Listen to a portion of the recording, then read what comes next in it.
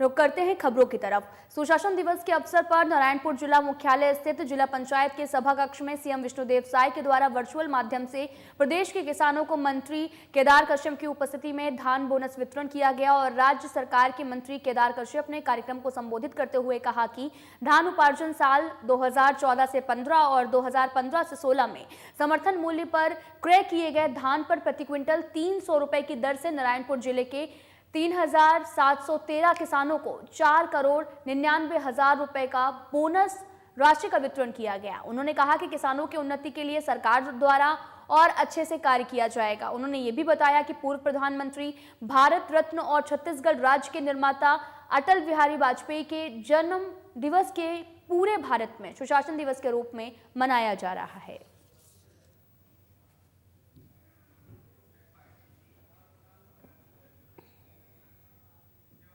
छत्तीसगढ़ के उप मुख्यमंत्री अरुण साव बेमेतरा जिले के दौरे पर रहे, जहां पर उन्होंने बेमेतरा रेस्ट हाउस में बीजेपी कार्यकर्ताओं से मुलाकात की, जहां पर आपको बता दें कि उप मुख्यमंत्री के साथ में बेमेतरा विधायक दीपेश साहू, साजा विधायक ईश्वर साहू, पंडरिया विधायक भावना बोरा उपस्थित रहे और वहीं उप मुख्यमंत्री अरुण साव बेमेतरा के एकेडमी वर्ल्ड स्कूल में वार्षिक उत्सव में शामिल हुए, जहां पर स्कूल के प्रतिभावान छात्र छात्राओं का सम्मान किया गया। मीडिया से बातचीत करते हुए डिप्टी सीएम ने कहा कि छत्तीसगढ़ का घोषणा पत्र मोदी की गारंटी है, जिसको लेकर हमारी सरकार मोदी की गारंटी को पूरा करना शुरू कर चुकी है। वहीं कार्यक्रम के में आए हुए सभी अतिथियों का स्कूल के संचालक और पंडरिया विधायक भावना बोहरा ने आभार भी व्यक्त किया है। स्कूल के 13वें एनुअल डे सेलिब्रेशन में शामिल होने आया हूं। विद्यालय की गतिविधियों को मैंने देखा। विद्यालय जिस प्रकार से विद्यार्थियों को शिक्षा दे रही है वो निश्चित रूप से अद्भुत है। बच्चों को हर प्रकार की शिक्षा यहाँ मिल रही है। खेल की, सांस्कृतिक गतिविधियों की, कला की, हर प्रकार का प्रशिक्षण यहाँ बच्चों को मिल रहा है। निश्चित रूप से बच्चों की प्रतिभाएं उभर कर आएगी और एक संपूर्ण विद्यार्थी हर क्षेत्र में पारंगत, जिसके जिस क्षेत्र में रुचि है, पढ़ाई के साथ साथ उन गतिविधियों में भी बच्चे पारंगत हो रहे हैं। निश्चित रूप से इस विद्यालय में आकर बहुत प्रसन्नता हुई। तो वहीं केशकाल विधायक नीलकंठ टेकाम ने सामुदायिक स्वास्थ्य केंद्र का आकस्मिक निरीक्षण किया और इस दौरान उन्होंने मरीजों से चर्चा करते हुए उनकी समस्याओं को जाना, जहां पर उन्होंने सुदूर गांव से आए दंपति को शिशु के जन्म पर बधाई देते हुए नवजात बच्चे को आशीष देने के साथ अधिकारियों को नवजात बच्चे के लिए जाति प्रमाण पत्र बनाने के निर्देश तहसीलदार को दिए हैं। और इसके अतिरिक्त उन्होंने BMO अमृतलाल रोहिडकर और अन्य कर्मचारियों से हॉस्पिटल की समस्याओं के संबंध में जानकारी भी ली। इस दौरान कर्मचारियों ने जगह की कमी के संबंध में विधायक को जानकारी दी और जिस पर विधायक ने अधिकारियों को जल्द से जल्द अस्पताल के लिए भूमि आवंटित कर प्रस्ताव के निर्माण के निर्देश भी दिए। और इसके अतिरिक्त उन्होंने व्यवस्थाओं का मुआयना भी किया और सभी कर्मचारियों के कार्यों की प्रशंसा कर व्यवस्थाओं को दुरुस्त करने और साथ ही सभी मरीजों को सेवा भाव से उपचार करने के निर्देश भी दिए हैं।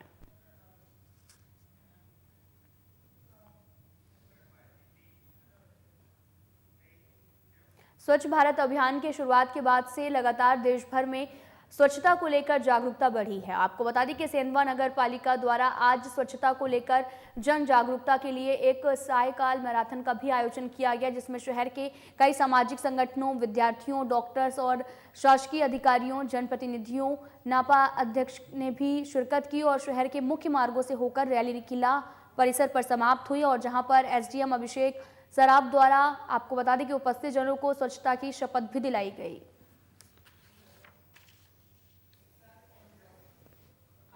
सेंधवा को जन जागरण बनाना है और सुंदर बनाना है, इसीलिए साइकिल की रैली निकाली है और हमेशा ही ऐसे स्वच्छता बनाना है, सेंधवा को नंबर 1 लाना है। सेंधवा के लोगों से क्या अपील करते हैं? उनसे यह अपील करी हमने कि अपना देश, अपना गांव सेंधवा सुंदर रखो और नंबर 1 लाना है। सभी साफ सफाई अपने अपने घरों के सामने, अपने अपने वार्ड के सामने करिए, तो इसी को देख देख के सभी आपके वार्ड में सफाई होगी और अपने घर के सामने। पहले महिला सब आपके घर के सामने उठ के साफ सफाई करती थी सवेरे से, तो ऐसा ही आप अपने सभी महिलाओं ने ध्यान में रखना चाहिए कि अपने घर के सामने अपनी सफाई करनी चाहिए। लोगों ने आज साइकिल मैराथन का जो आयोजन किया है उसके दो उद्देश्य हैं। पहला तो ये कि हम साइकिल मैराथन के माध्यम से लोगों में एक संदेश देना चाहते थे, जन जन तक जाना चाहते थे कि हम लोग स्वयं अपनी स्वच्छता की जवाबदारी को समझें, क्योंकि स्वच्छता सफाई रखना ये किसी और का नहीं, अभी तो हमारा स्वयं का कर्तव्य है। अगर हम स्वयं अपनी साफ़ सफाई रखने का ध्यान रखने लगेंगे तो हमें किसी और की आवश्यकता ही नहीं है, और हमारा शहर और हमारा देश स्वयं अपने आप ही वो स्वच्छ और सुंदर नज़र आने लगेगा। दूसरा उद्देश्य ये था कि हम साइकिल मैराथन आयोजित जो की है उसके पीछे ये कारण था कि हम लोग जो देख रहे हैं कि आजकल कम उम्र में ब्लड प्रेशर, शुगर जैसी कई बीमारियां होने लगी हैं, जोड़ों के दर्द होने लगे हैं।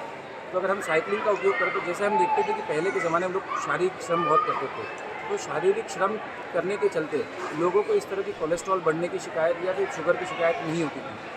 तो अगर हम साइकिलिंग करते हैं तो हमारा शारीरिक परिश्रम बढ़ता है, जिससे कि हम स्वस्थ रह सकेंगे, साथ ही साथ हम पर्यावरण को प्रदूषित होने से भी बचाएंगे। इस प्रकार से हम लोगों ने इस साइकिल मैराथन का सिंगरौली जिले के बलियरी में पूर्व विधायक रामलल्लू बैस की उपस्थिति में भारत रत्न पूर्व प्रधानमंत्री अटल बिहारी वाजपेयी और पंडित मदन मोहन मालवीय की जयंती पर आज कस्तूरबा गांधी बालिका विद्यालय बलियारी पहुंचकर अटल जी के छायाचित्र पर श्रद्धांजलि अर्पित की गई। साथ ही बालिकाओं को ड्रेस किट भी वितरित की गई। और आपको बता दें कि बीजेपी के वरिष्ठ नेता पूर्व विधायक रामलल्लू बैस द्वारा संबोधित करते हुए बालिकाओं को शुभकामनाएं भी दी गई। और कार्यक्रम में रामब्रज चौरसिया, रजनीश पांडे और वार्ड पार्षद प्रतिनिधि अर्जुन गुप्ता, बद्री नारायण बैस और नीरज लाल बाबू बैस आनंद सहित तमाम लोग उपस्थित रहे।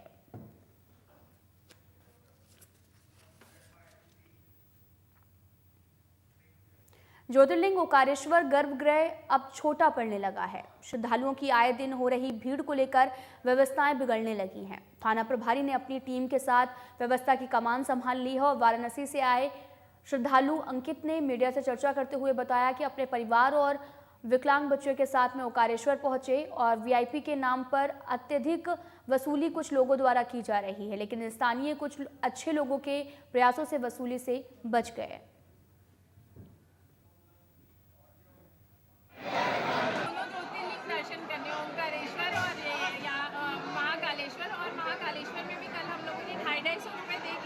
दर्शन करने की कोशिश की, लेकिन हमें ले जाके जनरल लाइन में छोड़ दिया गया।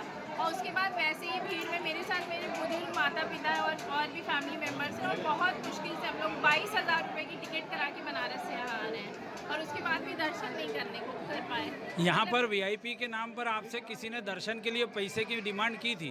11,000 रुपये मुझे ओंकारेश्वर में बोला था पंडित ने, लेकिन एक अच्छी माला वाले ने मेरे पैसे बचा लिए। उसने मुझे बताया कि इनके साथ मत जाओ, ये गलत रास्ते पे ले जाएंगे, और यहीं पे ले आके वो छोड़ रहे थे इसी भीड़ में मुझे। तो मुझे पता चला, तब मेरे वो 11,000 रुपये बच गया। आप क्या संदेश देना चाहेंगे अभी वर्तमान भारतीय जनता पार्टी की सरकार को? मेरा यही है संदेश कि पहले तो जितने भी बुजुर्ग और मेरे साथ एक विकलांग बच्चा आया है, इन लोगों के लिए कोई व्यवस्था कराई जाए, जिससे कि ये लोग इस भीड़ में ना परेशान हो। यहाँ पर ट्रस्ट द्वारा विकलांग और वृद्धों के लिए व्यवस्था की गई, लेकिन आपको उस व्यवस्था का फायदा नहीं मिल पाया? फायदा नहीं मिला। मेरे पापा को चोट लगते लगते बची अभी, और हम लोग बिना दर्शन किए 22,000 का टिकट करा के वापस जा रहे हैं। लाखों श्रद्धालुओं का यहाँ पर बना हुआ है, क्योंकि यहाँ की भौगोलिक स्थिति परिस्थिति अन्य धार्मिक स्थलों की अपेक्षा भिन्न है। हमारे लिए यहाँ पर मुख्य चैलेंज में यहाँ पर वाहनों को जो काफ़ी तादाद में आते हैं, इनको सुव्यवस्थित पार्किंग करवाना, बाहर निकलवाना, और साथ ही साथ यहाँ पर उपलब्ध 2 पुल जो कि नर्मदा माई के ऊपर बने हुए हैं, जिसमें एक नया झूला पुल और एक पुराना पुल है। यहाँ से श्रद्धालुओं को सुरक्षित और सीमित संख्या में निकलवाना हमारे लिए प्रथम प्राथमिकता में रहता है। इसके लिए वरिष्ठ अधिकारियों के निर्देशानुसार हमें जो बल प्राप्त हुआ है, उसके सहयोग से हमने एक अस्थायी व्यवस्था जेपी चौक पर बनाई है, जिसमें हम श्रद्धालुओं को रस्सा पार्टी लगाकर सीमित संख्या में पहुंचाने के लिए व्यवस्था बना रहे हैं। अभी तक कितने श्रद्धालु आ चुके हैं और अभी आने वाला समय बाकी है, कितने श्रद्धालुओं का आकलन है? देखिए, क्योंकि ये रंग है और इंग्लिश नव वर्ष का आगमन होगा, श्रद्धालुओं ने यहाँ दर्शन करने का हमारा अंदाजा है और ये लगातार ये क्रम चलता रहेगा। 2-3 दिन हो सकता है कुछ कमी आए, लेकिन संभावना पूरी है कि 30, 31, 1 और ऐसा 4-5 तारीख तक जो है ये भीड़ लगातार बनी रहेगी। किसान नेता डॉक्टर एक खान ने आपको बता दें कि गरीब महिलाओं पुरुषों को 1500 कंबल किसान संघर्ष समिति के स्थापना दिवस के उपलक्ष्य में गरीब मजदूरों को बांटे गए हैं। पीर बाबा में सैकड़ों की संख्या में मजदूर भी इकट्ठा हुए। मजदूरों का कहना है कि डॉक्टर साहब एक नेक दिल इंसान हैं, वो हर साल हमेशा कुछ ना कुछ बांटते रहते हैं। आज किसान संघर्ष समिति का 27वां स्थापना दिवस मनाया गया। उस अवसर पर वृद्ध, महिला किसानों और पुरुष किसानों के लिए कंबल भेंट किए गए। साथ ही उन 24 जो मुल्ताई में 24 किसानों को सरकार की हिटलरशाही द्वारा शहीद किया गया था, आज उनको याद किया गया और याद करते हुए किसान संघर्ष समिति ने प्रस्ताव पारित किया कि जो भी ज़िले के अंदर सरकारें आती जाती रहती हैं, हमें उससे लेना देना नहीं है। ये सरकार है तो इससे भी लड़ेंगे, कांग्रेस की भी होती तो उससे भी लड़े थे और लड़ते रहेंगे। जो ज़िले के अंदर किसानों मजदूरों के साथ शोषण किया जा रहा, उसके विरोध में लगातार संघर्ष करेंगे और किसान मजदूरों को न्याय दिलाने का काम करेंगे। पूर्व प्रधानमंत्री भारत रत्न अटल बिहारी वाजपेयी की जयंती सुशासन दिवस के अवसर पर कोंडागांव जिले के 22,744 किसानों को 25 करोड़ 98 लाख रुपए की धान उत्पादन प्रोत्साहन राशि प्राप्त हुई। सीएम विष्णुदेव साय ने रायपुर जिले के बेंद्री गांव में आयोजित आम सभा कार्यक्रम में किसानों को 2014-15 और 15 और 16 के लंबित धान उत्पादन प्रोत्साहन राशि का भुगतान भी किया और साथ ही आपको बता दें कि उनके भुगतान बैंकों द्वारा में ऑनलाइन हस्तांतरण के माध्यम से किया गया। इसके तहत जिले के 22,744 किसानों को 25 करोड़ 98 लाख रुपए का भुगतान किया गया और साथ ही आपको बता दें कि छत्तीसगढ़ की वर्तमान सरकार द्वारा अपने चुनावी घोषणा पत्र को पूरा करते हुए किसानों को ये सौगात दी गई है।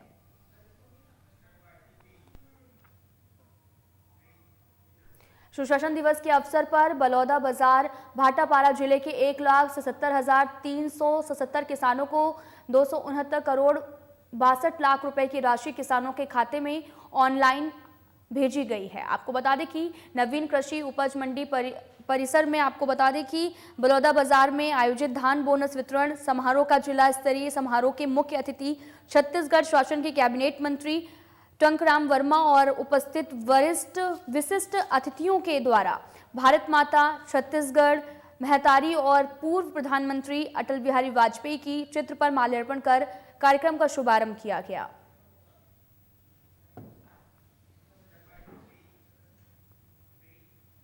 बेमेतरा जिले में जगह जगह पूर्व प्रधानमंत्री अटल बिहारी वाजपेयी की जयंती मनाई गई। प्रदेश के कैबिनेट मंत्री दयालदास बघेल ने पूर्व प्रधानमंत्री अटल बिहारी वाजपेयी की जयंती पर उन्हें पुष्पांजलि अर्पित की और नगर पंचायत प्रांगण नवागढ़ पहुंचे और इस दौरान अपर collector doctor Anil Vajpayee, SDM Bhupendra Joshi, जनप्रतिनिधि, गणमान्य नागरिक मौजूद रहे और सभी ने अटल बिहारी वाजपेयी को पुष्पांजलि अर्पित की और साथ ही आपको बता दें कि वाजपेयी की जयंती पर उनको याद कर उन्हें नमन किया गया। इस दौरान मंत्री दयालदास बघेल ने उपस्थितियों को भी प्रदेश में सुशासन के उच्चतम मापदंडों को स्थापित करने के लिए शासन को अधिक पारदर्शी, सहभागी और जवाबदेह बनाने के लिए हर संभव प्रयास करने के लिए शपथ दिलाई है।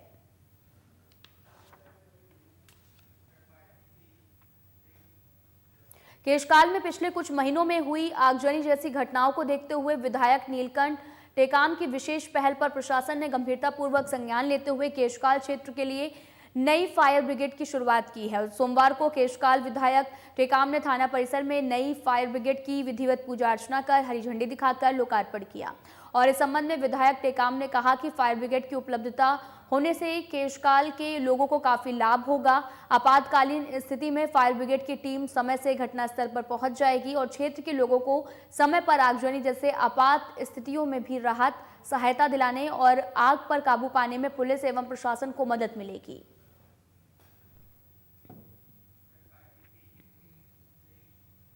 सूरजपुर जिले के बिहरपुर क्षेत्र में अभी भी जोरों से अवैध रेत उत्खनन का काम लगातार जारी है। बालू का भंडारण किया जा रहा है और कई गाड़ियां इसमें लगी हुई हैं। और इस विषय पर जब हमारे संवाददाता ने छत्तीसगढ़ की कैबिनेट मंत्री लक्ष्मी राजवाड़े से बातचीत की तो उन्होंने कहा कि अवैध रेत पर हमने सीएम से बात की है। उन्होंने सभी जगह काम बंद करने का आदेश दिया है। उनका कहना है कि अगर अभी भी कहीं काम चल रहा है तो उस पर कड़ी कार्रवाई की जाएगी। ऊपर से सीएम जी से हमारी बात हुई तो बोले कि नहीं, सभी जहाँ भी रेत अभी भी वो चीज़ किया जा रहा है तो सबको बंद करने का आदेश दिए हैं। तो निश्चित ही अगर लोग नहीं मानते हैं तो उस पर विशेष कड़ी कार्रवाई की जाएगी।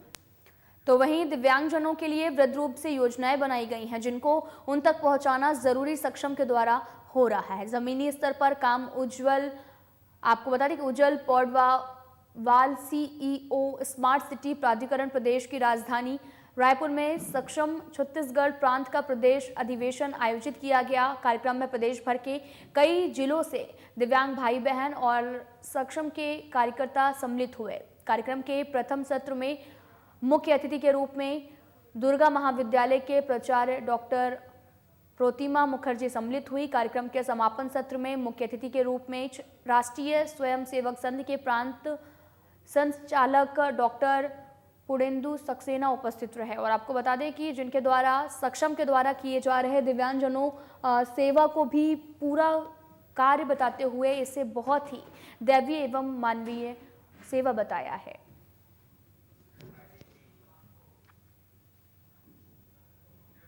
प्रदेश के कैबिनेट मंत्री बलौदाबाजार के विधायक टंकराम वर्मा का मंत्री बनने के बाद में पहली बार शहर आगमन हुआ, जिसके बाद में तुलदा नेवरा शहर की प्रवेश सीमा से उनके स्वागत का सिलसिला शुरू हुआ जो देर रात नगर के गांधी चौक तक चलता रहा। वहीं सर्वप्रथम अग्रवाल ऑटो के सामने शिव महापुराण समिति के आयोजक घनश्याम अग्रवाल और राइस मिल एसोसिएशन संघ के सचिव रमेश रिंकू अग्रवाल के नेतृत्व में मंत्री का आतिशबाजी के साथ में स्वागत कर उन्हें लड्डुओं से तौला गया। और इसी के साथ रैली के आगे यादवों की टोली नाचते हुए नजर आई थी और टोलियों के बीच में मंत्री और अपने कार्यकर्ताओं के साथ सभी का आभार व्यक्त करते हुए चल रहे थे। जनता ने जितना प्यार दिया है, जितना आशीर्वाद दिया है और आज इतना भव्य स्वागत हुआ है कि बोले कि बहुत सराहनीय हुआ है। टंकराम वर्मा भी ऐसी सराहनीय कार्य करके दिखाएगा। क्षेत्र की मेरा जो राजनीति में प्रवेश है उसका आधार तिल्दा है। तिल्दा से ही मैं जिला पंचायत बना हूँ, उपाध्यक्ष बना हूँ और तिल्दा से ही भारतीय जनता पार्टी रायपुर जिला का अध्यक्ष बना हूँ। और ये कहना भी गलत नहीं होगा कि मैं तिल्दा से ही विधायक बना हूँ। छत्तीसगढ़ रायपुर बॉडी बिल्डर खिलाड़ी विनय पांडे जो कि अंतर्राष्ट्रीय सिल्वर मेडलिस्ट रह चुके हैं, जो देश में ही नहीं बल्कि विदेशों में भी अपना और देश का नाम रोशन कर रहे हैं। आपको बता दें कि विनय पांडे हेल्थ सेक्टर में काफ़ी काम कर चुके हैं और रेलवे में भी कार्यरत हैं। वहीं विनय पांडे ने जंक फूड और मोबाइल के अत्यधिक प्रयोग पर नाराजगी जताते हुए कहा कि जंक फूड हमारे शारीरिक और मानसिक दोनों के लिए बहुत ही नुकसानदायक है। इसी के साथ उन्होंने दैनिक जीवन में मोबाइल का ज़्यादा प्रयोग न करने की भी हिदायत दी, जो हमारे शारीरिक और मानसिक दोनों के लिए नुकसानदायक बताया है।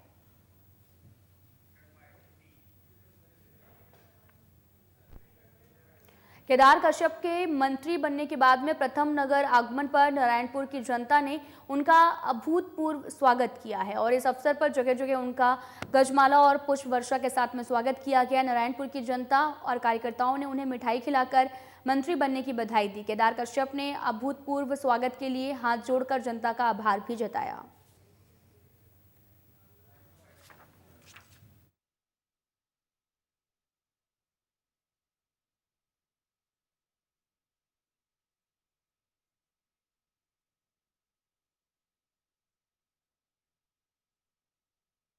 भारतीय जनता पार्टी की छत्तीसगढ़ में चुनावी घोषणा में शामिल वादा किया था कि 25 दिसंबर को सुशासन दिवस के मौके पर किसानों को 2 सालों का बकाया बोनस देंगे। जैसे 25 दिसंबर को पूर्व प्रधानमंत्री भारत रत्न अटल बिहारी वाजपेयी की जयंती पर किसानों को 2014-15 और 2015 और 16 2 साल का बोनस प्रमाण पत्र वितरित किया गया।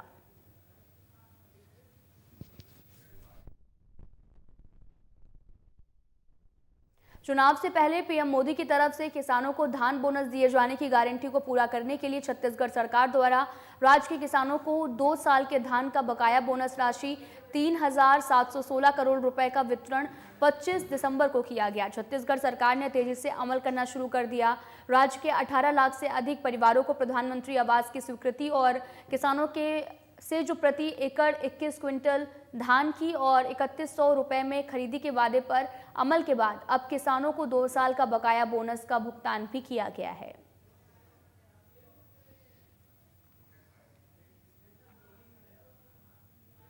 कोंडागांव में कैबिनेट मंत्री माननीय केदार कश्यप और नवनियुक्त बीजेपी के प्रदेश अध्यक्ष माननीय किरण देव का भव्य स्वागत किया गया। और साथ ही आपको बता दें कि नवनियुक्त बीजेपी प्रदेश अध्यक्ष किरण देव भी मंत्री जी के साथ में कोंडागांव पहुंचे और वहीं बीजेपी कार्यालय में कार्यकर्ताओं और पार्षदों के द्वारा गजमाला पहनाकर स्वागत किया गया। और बीजेपी प्रदेश अध्यक्ष किरण देव संबोधित करते हुए प्रदेश के जनता को बीजेपी पर विश्वास जताते हुए बीजेपी की सरकार बनने के लिए धन्यवाद दिया और कहा कि मोदी जी की गारंटी के सभी वादों को पूरा करेंगे। और उसी कड़ी में पूर्व प्रधानमंत्री अटल बिहारी वाजपेयी की जन्मदिन 25 दिसंबर को सुशासन दिवस के रूप में मनाते हुए किसानों के खातों में 2 साल के बोनस डाले जाने की बात भी कही गई है।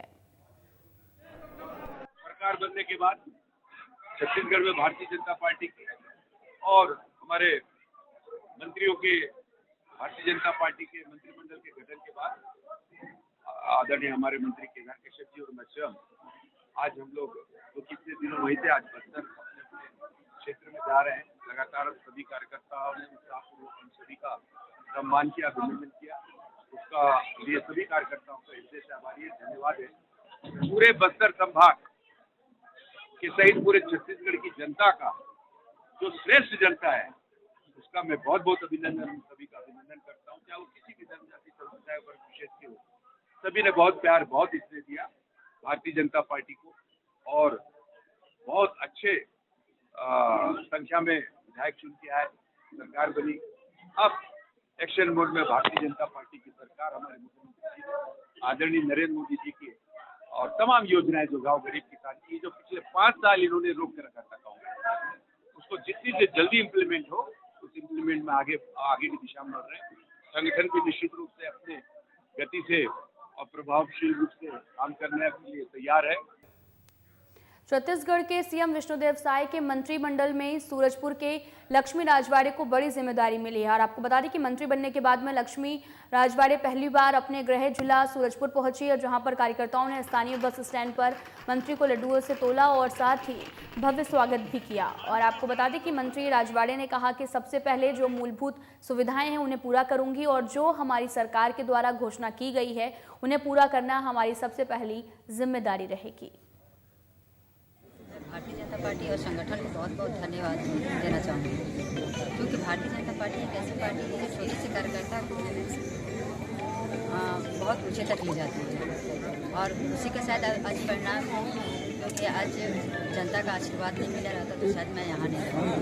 बहुत बहुत धन्यवाद उस जनता को भी देना चाहूँगी जिन्होंने मुझे वर्तमान विधानसभा का विधायक बना के मुझे छत्तीसगढ़ मंत्रिमंडल में जगह दी। मैं मुख्यमंत्री जी को भी बहुत बहुत धन्यवाद देना चाहूँगी कि पहली प्राथमिकता में जो मूलभूत सुविधाएं हैं वो रहेगी। उसके बाद छत्तीसगढ़ की जो घोषणा पत्र है, घोषणा पत्र में महिलाओं के लिए, युवा के लिए, किसान के लिए, सभी वर्ग के लोगों के लिए एक प्राथमिकता दी जाएगी जो घोषणा पत्र में थी, पहली प्राथमिकता होगी। किसान अभी तक चिंतित है। धान का समर्थन मूल्य अभी तक उनको नहीं पता चल पाया है। धान खरीदी की 21 कुंटल की घोषणा तो हो गई है, लेकिन किस दर पे खरीदी होगी इसके लिए अभी तक किसान चिंतित हैं। देखिए, डिस्कस चल रहा है, उसको जल्द ही हमारे मुख्यमंत्री जी उस पर विचार कर रहे हैं और जल्द ही लोगों किसानों को राहत मिलेगी बहुत जल्द। अंबिकापुर में विधानसभा के नवनिर्वाचित विधायक राजेश अग्रवाल की आभार प्रदर्शन यात्रा निकाली गई और आपको बता दें कि यात्रा में बड़ी संख्या में बीजेपी कार्यकर्ता और शहरवासी शामिल हुए और स्वामी विवेकानंद की प्रतिमा में आपको बता दें कि माल्यार्पण कर यात्रा का समापन किया गया। आभार यात्रा के दौरान जय स्तंभ चौक में शहर के युवाओं ने ढोल नगाड़ों और पटाखों के साथ में भव्य स्वागत किया, जिसमें मेवे से नवनिर्वाचित विधायक राजेश अग्रवाल को तौलकर मेवे को सभी में बांटकर जीत का जश्न मनाया गया।